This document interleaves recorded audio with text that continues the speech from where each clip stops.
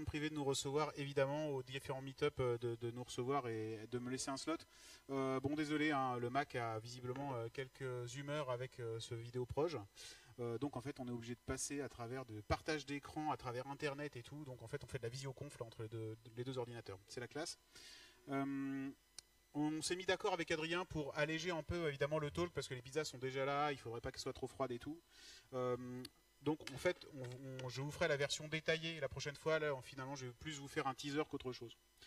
Le sujet en fait était de comparer enfin, dans le courant d'octobre, Microsoft a annoncé officiellement, enfin, si vous êtes venu à MS Experiences début octobre, vous avez dû nous voir en table ronde peut-être lors du meet-up Docker parler de ACS, qui était la solution de conteneur d'Azure. Cette solution, en fait, elle permettait d'avoir les trois orchestrateurs, donc Mesos, Swarm et Kubernetes, sur Azure, mais c'était plus d'un outillage de provisioning, un service de provisioning de cluster qu'un service full managé. Peut-être 2 semaines après, Azure a communiqué officiellement sur la sortie d'AKS, qui est donc en fait une version Kubernetes managée, c'est-à-dire qu'en fait on n'a plus besoin de maintenir en particulier toute la plomberie Kubernetes. Non seulement ça le provisionne, mais ensuite ça manage les nœuds master. Donc en fait, je trouvais que c'était le moment un peu idéal. Si vous avez un peu suivi les différentes conférences et les différents talks que j'ai pu faire depuis le printemps, vous avez vu que je faisais souvent des démonstrations de COPS et de Helm. Donc ça m'a paru aujourd'hui le moment idéal en fait de faire un petit peu un tour d'horizon des différentes offres de clusters Kubernetes qui existent sur le cloud public à travers les trois grands cloud providers, AWS, Google Cloud Platform et Azure. Donc en fait j'ai fait ça ces 2 derniers jours. Je tiens à remercier Thomas Lacroix là-bas tout au fond parce que Azure, donc AKS, n'est pas sec, il est en preview. Et j'ai joué avec, ça fait 4 jours que je joue avec, et donc en fait j'ai cramé complètement mes capacités de quota. Enfin, il y a des petits soucis de purge de quota sur AKS, et donc en fait je suis arrivé ce soir et il n'y avait pas un cluster monté, et mon compte était saturé. Et donc en fait il a fallu que j'aille demander à un petit camarade là-bas, et il m'a prêté son compte gentiment, et donc pendant que mes petits camarades faisaient leur talk, j'ai monté le cluster Azure. Donc en fait, voilà un petit peu. Donc ça, si vous connaissez, c'est une mind map. Hein. Voilà un petit peu l'état des lieux des forces en présence. Je vais les dépiler par outil et puis on va voir ça. Donc d'abord sur AWS, c'est assez simple en fait. AWS ne sait pas manager du Kubernetes. À la base, il ne sait pas en faire. Par contre, la communauté Kubernetes et ce projet a été ensuite réintégré directement au sein de la gouvernance du projet Kubernetes. Donc c'est sorti, enfin c'est réinternalisé dans la gouvernance globale du projet et non plus un effort communautaire, enfin un effort annexe. Il y a un outil génial qui s'appelle COPS. COPS, ça permet en fait de provisionner sur AWS en utilisant uniquement les ressources IaaS d'AWS. Ça permet de provisionner intégralement un cluster en une ligne. Il y a quelques petits prérequis. Je vais pas vous les montrer ce soir parce que vous avez vu qu'il y a quelques soucis. Mais globalement, j'ai perdu une fenêtre. C'est pas grave. Je vous montrerai pas de code ce soir. Je vous montrerai juste le Xmine et puis on refera un deep dive plus propre la prochaine fois. Donc en fait, en une ligne, on provisionne le cluster. Globalement, ce qu'on donne, c'est le nom du cluster, le nombre de nœuds master qu'on veut, le nombre de nœuds agents qu'on veut, et puis c'est à peu près tout. Il y a quelques prérequis. Il se base sur un bucket S3 pour maintenir l'état en fait de description du cluster, un petit peu comme ce qu'on fait avec du Terraform. Vous savez, dans Terraform, il y a le TF state à maintenir. COPS utilise un petit peu le même genre de paradigme d'architecture logicielle. Et il y a besoin d'une zone DNS route 53 qui va être, que COPS va piloter pour aller enregistrer les FQDN du cluster. Une petite limitation, c'est qu'on ne peut pas avoir d'agents hétérogènes, c'est-à-dire on ne peut pas demander à COPS de fabriquer 4 agents sur tel type de VM et 5 agents sur tel autre type de VM. On ne peut pas avoir un cluster hétérogène. On peut le faire a posteriori, mais on ne peut pas le faire au provisioning. C'est prod ready, ça fonctionne très bien, et évidemment c'est disponible sur toutes les régions puisque globalement ça s'appuie juste sur des instances EC2 et du VPC, donc c'est pas bien compliqué. En termes d'autoscaling, C'est assez propre, mais l'autoscaling n'est utilisé que pour la résilience des nœuds. C'est-à-dire qu'en gros, si un nœud tombe, c'est l'autoscaling group d'AWS qui va remonter le nœud en automatique. Il n'y a pas du tout de stratégie d'autoscaling par rapport à la charge portée par le cluster.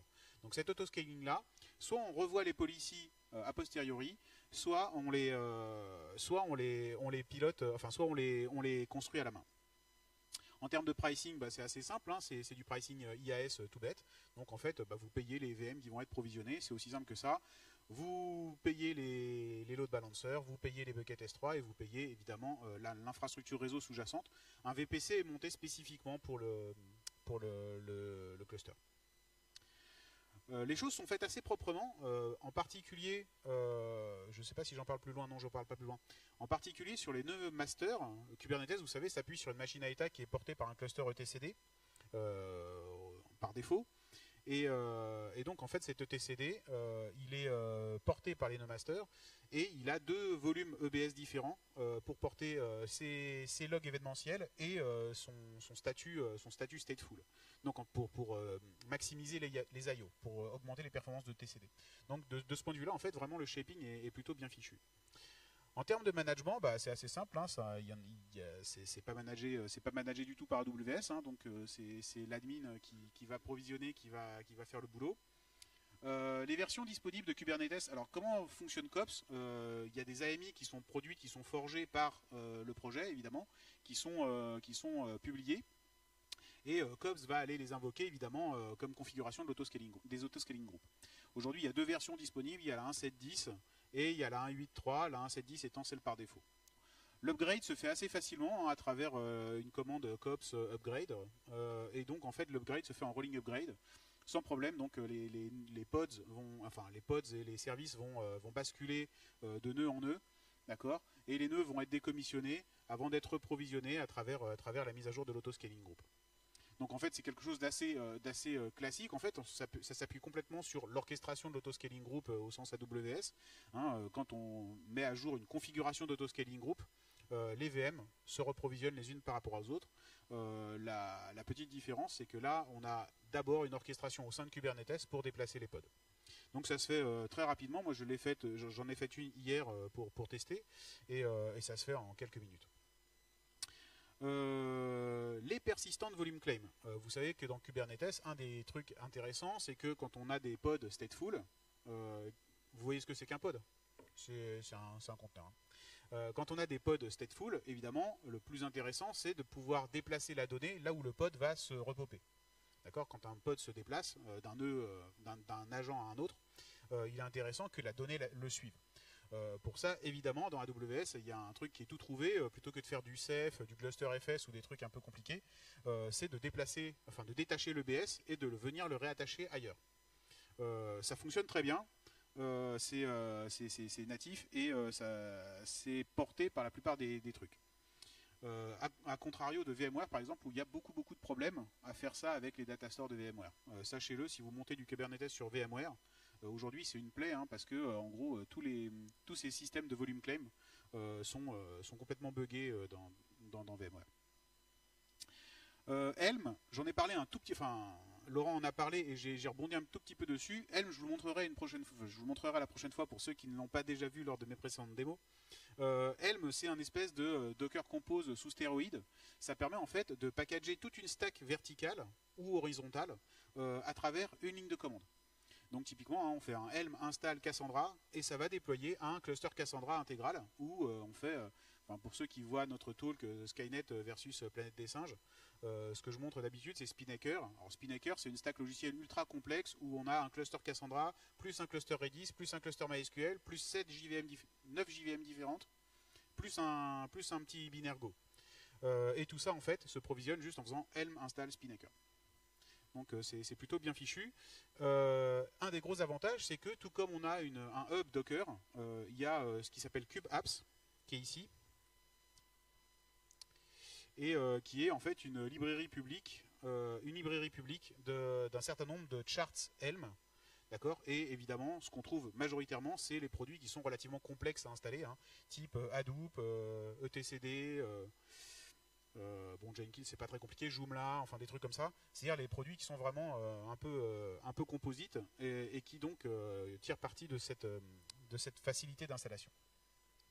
Donc c'était intéressant quand même de voir si Helm était compatible avec une installation sur AWS. Et oui, en fait, moi j'ai essayé plusieurs charts Helm, et par défaut, ils sont compatibles avec, par exemple, l'invocation des persistants de volume claim. Donc par exemple, on déploie un cluster MySQL en faisant juste Helm install MySQL, d'accord, et les persistants de volume claim viennent provisionner des EBS à la demande. Ça détecte qu'on est sur AWS et ça s'adapte. Donc ça, c'est plutôt bien fichu. J'ai pas eu l'occasion de tester DIS. DIS, si vous connaissez Heroku par exemple, DIS c'est une sorte de réimplémentation de l'API Heroku sur du Kubernetes. Ça a été racheté par Microsoft l'année dernière et ça aurait été intéressant, un peu dans la lignée du FAS, de voir un petit peu si cette plateforme, enfin si ce framework PaaS était compatible. Il y a assez peu de doutes, mais j'ai pas eu l'occasion de tester. Au niveau network, on a grosso modo une isolation au niveau des masters, une isolation au niveau des agents, d'accord, et le cluster est exposé à travers un ELB. À chaque fois qu'on veut exposer un nouveau service, c'est un ELB, donc c'est un load balancer Amazon qui va être provisionné pour exposer publiquement ce service. Donc si on veut exposer, je sais pas, un Apache, on va avoir un ELB qui va un service Apache, on va avoir un ELB qui se provisionne particulièrement.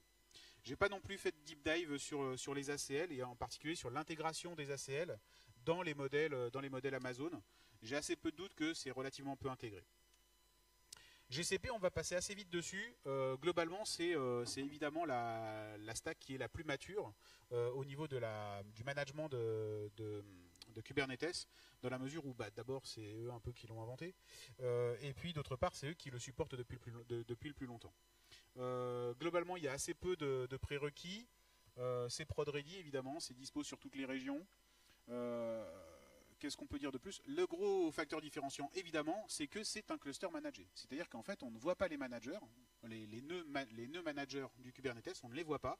On ne sait pas combien ils sont, on ne sait pas comment ils sont scalés, on ne sait pas comment ils sont sizés. C'est auto-adaptatif, c'est la plateforme qui s'en occupe. Par ailleurs, chose intéressante, c'est qu'on ne les paye pas. Donc ça, c'est plutôt bonnard aussi. Au niveau des agents, une grosse différence, c'est que non seulement il y a un auto-scaling group pour porter la résilience, mais il y a aussi des policies de scaling vraiment pour s'adapter à la charge. Donc en fait, de ce point de vue-là, en fait, il y a vraiment un contrôle fin en fait, du nombre d'agents. On définit un nombre d'agents minimum, un nombre d'agents maximum, un nombre d'agents par défaut, et il y a des règles d'auto-scaling qui se basent sur le CPU et la RAM pour adapter le nombre d'agents en fonction de la charge. Au niveau du pricing, c'est ce que je dis, il y a une boulette là, c'est pas du tout ça. Au niveau du pricing, c'est ce que j'ai dit, on ne paye que les agents, donc en fait on paye de l'IAS sur les agents. Au niveau des versions, il y a pléthore, évidemment. C'est pas du tout un problème, dont les versions les plus récentes. Attention, les versions sont dépendantes des régions. Toutes les régions ne sont pas équipées avec toutes les versions. Donc par exemple, quand on veut faire de la fédération de clusters Kubernetes, ça peut poser problème. Au niveau des upgrades, on a évidemment la fonction de rolling upgrade du cluster. Je parle de l'upgrade de Kubernetes, hein, évidemment. Mais il y a un truc qui est aussi intéressant, c'est qu'on a une fonctionnalité d'auto-upgrade. C'est-à-dire que globalement, en fait, on ne s'occupe pas de la sortie d'une nouvelle version. C'est le cluster qui va se débrouiller tout seul et la plateforme qui va se débrouiller tout seul. Au niveau du persistent volume claim, pas de problème. Les disques GCP sont complètement reconnus et ça fonctionne nickel. Il n'y a pas de problème particulier. Isolation réseau, ça reprend un modèle assez proche de ce qu'il y a chez AWS. Helm est supporté. Par contre, effectivement, il y a un certain nombre de charts qui ne sont pas adaptés à du GCP. Donc potentiellement, il faudra dériver les charts officiels ou les charts publics pour les adapter si vous les faites porter par GCP. Mais par contre, le produit Helm en lui-même fonctionne. Ce sont les recettes qu'on installe qui peuvent ne pas poser de problème. Parlons maintenant d'Azure, et je finirai là mon petit speech. Je suis désolé, je ne vous montre pas grand-chose. Au niveau d'Azure, donc, le produit est vraiment pas sec, et en particulier la gestion. Magnifique. Et en particulier la gestion du. On a perdu l'écran. Bon, c'est pas grave, vous allez m'écouter. On n'est plus à ça près. Donc le produit est pas complètement sec. Globalement, pour l'instant, il est disponible sur 3 régions. il n'est pas disponible pour tous les types de souscriptions. Donc pour les gens qui font de l'Azure, combien de personnes touchent à de l'Azure ici?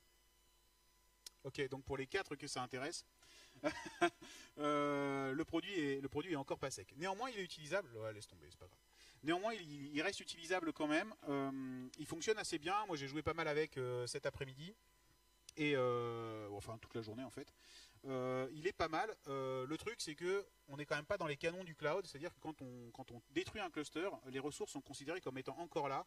Et donc, en fait, on sature les quotas de VM très rapidement. Ce qui fait que j'ai été obligé de piquer le compte d'un petit camarade. En termes de prérequis, il n'y a pas besoin de grand-chose. Un resource group. Alors, le resource group, c'est une espèce d'enveloppe logique dans laquelle on va venir provisionner toutes les ressources du cloud qui nous intéressent. Donc en fait, évidemment, c'est un peu une sorte de porte d'entrée, c'est un peu comme la notion de projet dans GCP. Et puis un storage account qui est une espèce d'enveloppe logique pour les ressources de type storage. Donc en fait, on est obligé d'avoir ces deux enveloppes logiques ouvertes pour pouvoir provisionner un cluster. Le cluster se provisionne en un one-liner à travers l'Azure CLI, pas de problème particulier. Ça se fait assez vite, ça se fait moins vite que sur GCP ou sur Azure, mais c'est normal, ou sur Amazon, mais c'est normal, c'est de l'Azure.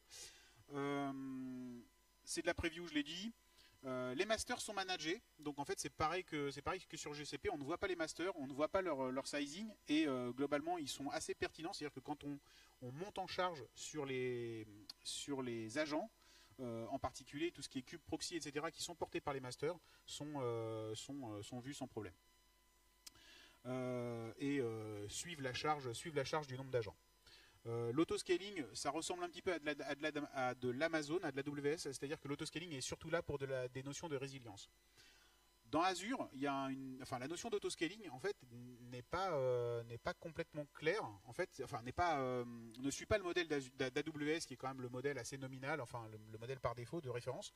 Il y a deux notions en fait d'orchestration dans les autoscaling sets.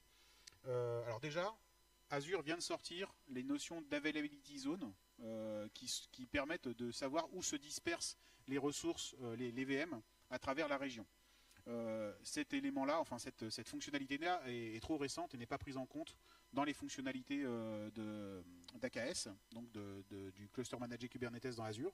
Donc en fait, on reste sur l'ancienne version, enfin l'ancien pattern architectural qui est l'autoscaling set. Dans l'autoscaling set, il y a deux notions. C'est la notion de domaine d'upgrade, d'accord ? C'est-à-dire comment les machines sont réparties dans des unités logiques qui permettent de faire des upgrades en séquence. C'est-à-dire que vous avez 6 machines, vous avez 3 domaines upgrade, ça veut dire que les machines vont pouvoir s'éteindre 2 par 2 sans perte de service. D'accord ? Si vous éteignez les machines 3 par 3, potentiellement vous avez de la perte de service puisque vous êtes sur différents domaines. Donc ça, pas de problème, on peut en avoir autant qu'on veut, c'est des trucs logiques. Par contre, il y a la notion de fault domain qui consiste en fait, c'est l'équivalent des availability zones dans Amazon. C'est-à-dire, en gros, quand on perd, enfin, ce sont les domaines qui présentent des SPOF, enfin, qui présentent des points d'erreur qui peuvent être en adhérence. Donc, globalement, quand on a plus de chances de perdre un domaine, un fault domaine, que de perdre deux fault domaines. Donc, en fait, grosso modo, les fault domaines sont isolés les uns des autres. Le truc, c'est que sur certaines régions, il n'y en a que 2. Donc, en fait, quand vous montez 3 nœuds, vous allez effectivement avoir, par exemple, des rolling upgrades qui se font correctement en séquence sur vos 3 nœuds. Par contre, vous avez la possibilité de perdre 2 nœuds, vous avez la possibilité de perdre 2 agents et de n'en conserver qu'un. Donc de ce point de vue-là, en fait, c'est plutôt moyen en termes de résilience. Le management, donc je l'ai dit, le dashboard est préinstallé, tout comme dans GKE. Le dashboard, c'est ce que vous a montré tout à l'heure Laurent. Les masters sont managés. En termes de version, on n'est que sur deux versions. Une version 1.7 qui est la version 1.7.7, donc c'est un petit peu plus ancien que sur Amazon. Et on est sur la version 1.8.1 pour la version la plus récente, sachant que la version réellement la plus récente est la 1.8.3. Donc en fait, on n'a pas beaucoup de choix. Le rolling update fonctionne correctement, il n'y a pas d'auto-update. Au niveau des persistants de volume claim, c'est là que le bas blesse le plus. En fait, il y a deux notions de stockage sur Azure. Il y a la notion d'Azure File, qui ressemble un petit peu à de l'Amazon S3, on va dire, grosse maille. Ça fonctionne correctement. Par contre, c'est en cours de décommissionnement, parce qu'en fait, ils sont en train de réarchitecturer leurs offres de stockage et leurs services de stockage. Et en fait, on a l'Azure Disk. Alors, l'Azure Disk, il existe deux versions. Il y a l'Azure Disk ancienne version et l'Azure Disk version 2, on va dire. Laserdisc version 1 est pas du tout soutenu, et Laserdisc version 2 est censé être soutenu, mais ça bug. Donc en fait, c'est assez moyen. Côté Helm, évidemment, l'outillage Helm s'installe. Par contre, les charts plantent à cause essentiellement des persistants de volume. Les charts plantent et nécessitent une adaptation pour Azure. Pareil, j'ai pas testé DIS. Et ouais, le dernier truc, c'est au niveau des networks. Donc là, pas de problème. Les services, quand les services doivent être exposés publiquement, donc quand on a une notion d'IP publique dans la définition du service, un load balancer est provisionné dynamiquement. Ça pose pas de problème. Voilà globalement en fait ce que je voulais vous dire. Alors évidemment j'ai des clusters derrière qui tournent, hein, je vous promets. Et même j'en ai monté un tout à l'heure. Ils tournent, il y a un certain nombre de choses que je pouvais vous faire voir, mais on n'a pas trop de temps, les pizzas sont en train de refroidir. Merci beaucoup pour votre patience, désolé pour les incidents. Voilà. Et rendez-vous la prochaine fois pour un main dans le cambouis pour de vrai. Merci Ludovic. Et désolé. Et si vous avez des questions, évidemment, je les prends pendant la pizza, il n'y a pas de problème. Merci à tous. Merci Thomas.